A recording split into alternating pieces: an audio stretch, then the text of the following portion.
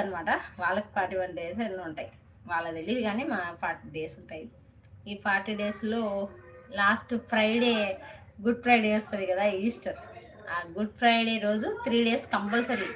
ఈ ఈ మిగతా రోజులన్నీ ఉండకపోయినా సరే ఆ లాస్ట్ వీక్లో ఫ్రైడే వస్తుంది కదా, బుధ గురు శుక్ర, ఆ 3 రోజులు, శుక్రవారము శనివారం ఆదివారం వరకు, ఆదివారం తెల్లవారుజామున దేవుడు లేస్తాడనమాట.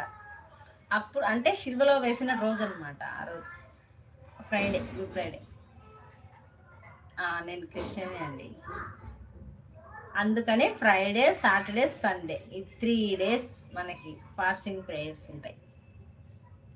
ఆదివారం తెల్లవారుజామున 3 గంటలకి ఫాస్టింగ్ వదిలేస్తారనమాట.